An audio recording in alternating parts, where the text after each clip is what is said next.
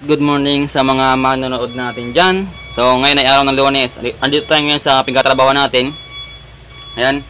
Medyo tanghali na tayo pumasok Ayan, mataas na yung sikat ng araw. Ayan. Ganda ng Land Cruiser. So ayun na nga ngayon ay last day ng November. So ngayon ay katapusan ng November. So bukas ay December.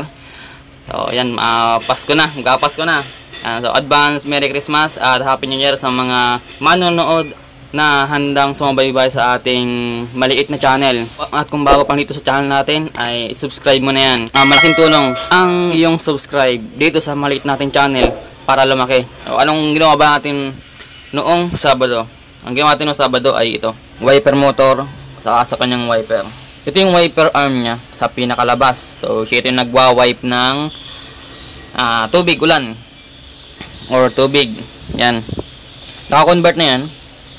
So, dati ito ay ang paling niya ay paganon. Ayan, kinonvert ko. Madali lang. Ayan. Meron diyang iningit ko lang yan, yung part na yan, yung bakal na yan. Tapos, ibinend ko papunta dito sa kanan. Ayan. Tapos, ayun na. Okay na siya. Ganun lang. Yan. So, okay na tayo dito. Dito naman tayo sa flooring natin. Yan, anong meron dito sa flooring natin na to? Ayan, kung makikita ninyo, meron na tayo ditong preno. So, dahil to, NPR, air brake ito. Ayan, ganito yung kanyang klase ng preno. Katulad nung mga hindi dihangin, mga di-fluid lang. Ito, ayan, ganyan ang itsura. Yung sa NKR, yung kanyang preno ay nakakabit mismo doon na sa kanyang manubela, doon sa ilalim. Ito naman nakahiwalay siya. Ayan. Nauna kasing i-convert ito, tapos yung ating gearbox, ayan, binutasan na. Kasi nga dito matapat yung ating manubela. So dito naman tayo sa flooring. So anong meron dito nga sa flooring? Ito yung flooring natin. Ayan. Itong nakabuko na ito, tatanggalin natin ito.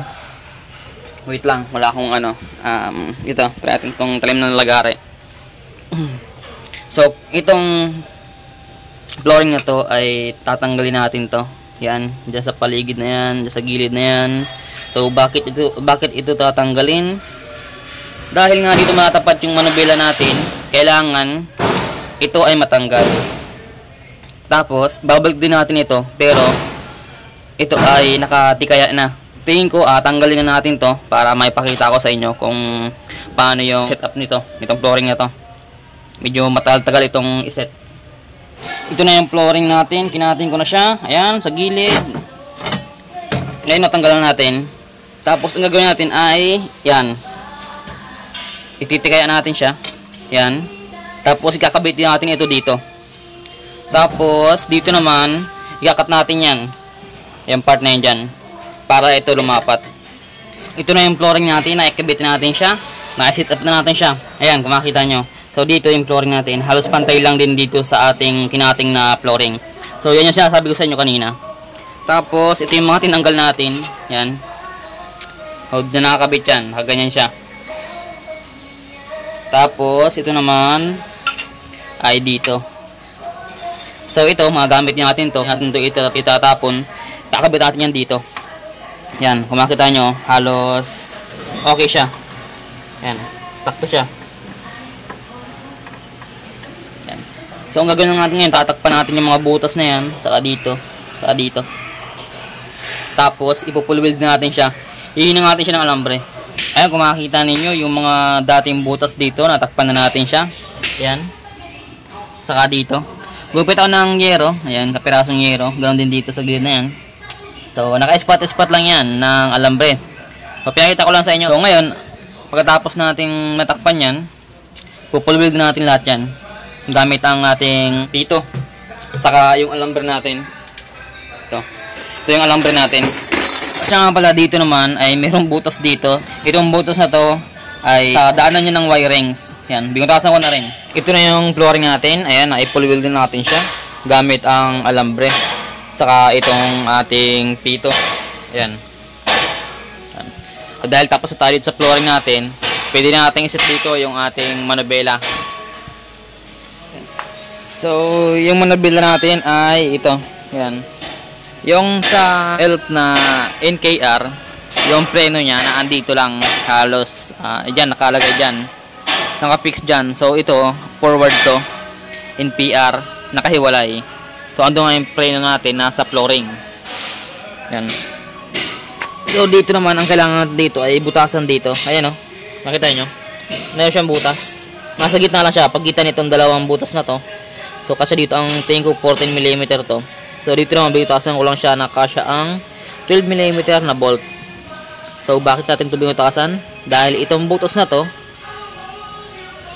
ay matatapat dito sa part na to. So makita niyo yan. Yan, diyan matatapat yan. So meron na yung nut dyan, nakatanim talaga yan dyan. Diyan matatapat yung butas natin.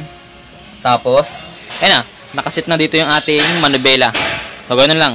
So ito na yung manubela natin. Ito yung ating steering wheel. Ayan. Tapos dito nga, yung sabi ko sa inyo na tornilyo. Ayan, andyan na siya.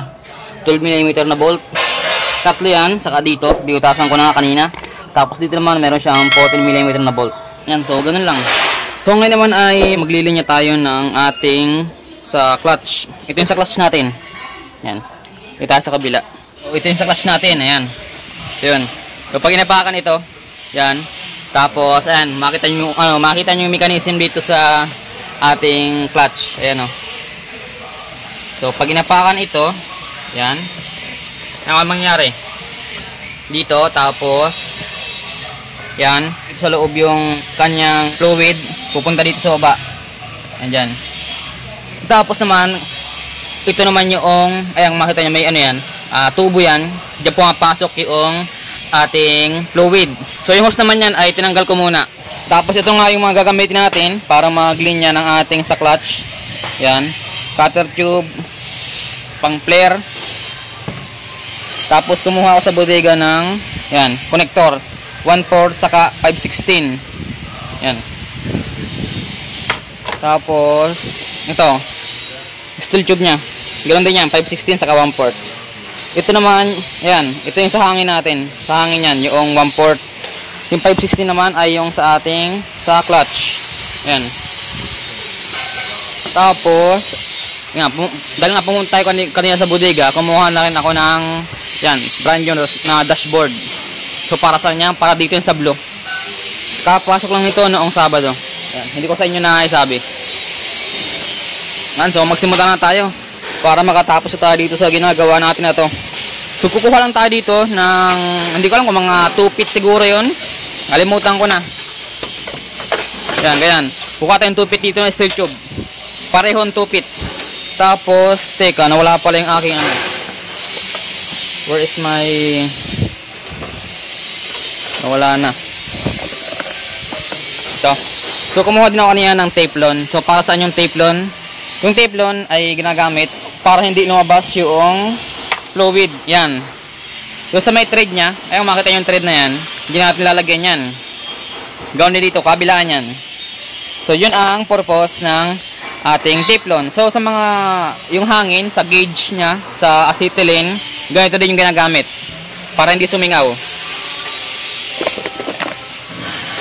Maglinya tayo. Matagal-tagal itong ilinya. Itong ganito. Ito na yung ating linya ng clutch. Saka ito yung sa hangin. Itong isang ito. So, natin yung sa kabila. Mamaya ko siya pakita yan. Dito na muna tayo.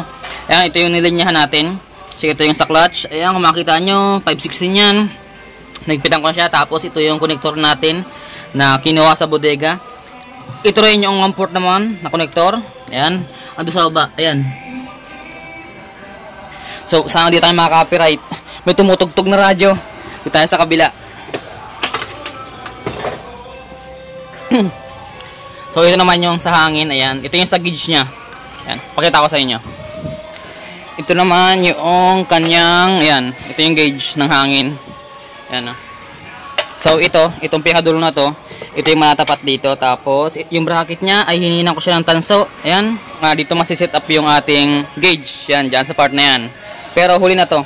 Pag nilagay natin yung ating mga accessories dyan, saka yung dashboard natin. Ang next natin na ilalagay dito or ikakabit yung ating frame ng dashboard. So, andito yon. Kita ko sa inyo. Yan, inihanda ko na yung gagamitin natin. Yan, martilyo, plies, pang sikwat lang yan, parang flat screw. Yan, bronze rod. Yan. So ito yung frame natin, ayan. Yung sa NKR saka sa NPR, same lang ng kanyang frame ng dashboard, ayan. Same lang din to ng cutting. Yan. So sa mga makapanood dyan nung video natin kung paano pag-cutting ito, kung paano natin ihiwalay-hiwalay itong mga parts na to. At sa mga hindi pa nakapanood, so panoorin nyo yung video na yon para malaman nyo.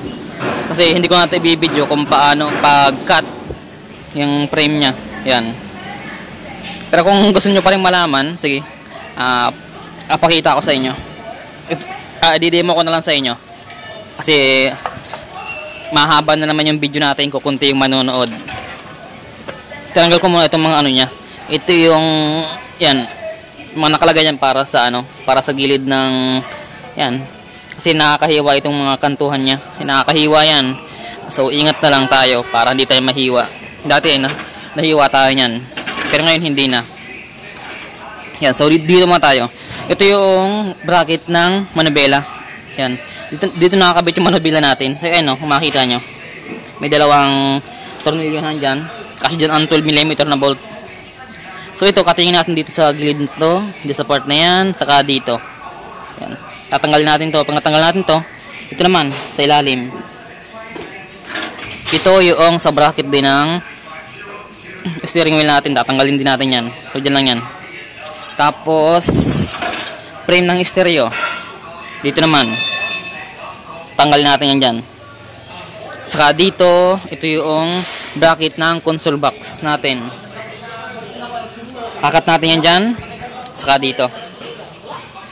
Yan. Sa may gilid lang nito. Nitong bracket na to. Dyan.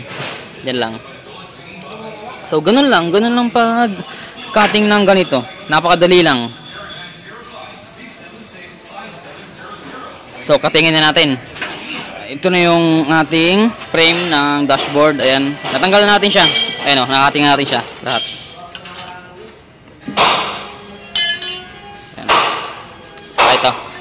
Ito, gagamitin natin to. Ito, tapon na pala ito. So, ito naman yung sa stereo. Ayan, tanggal natin siya. Ayan, doon. Saka dito. Saka dito. Ayan. Ayan.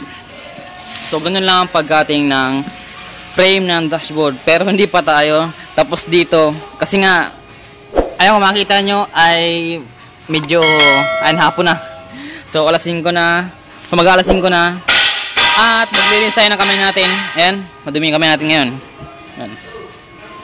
So, kita-kita lang tayo ulit bukas. At sana meron kayong natutunan ngayong araw na to dito sa video natin.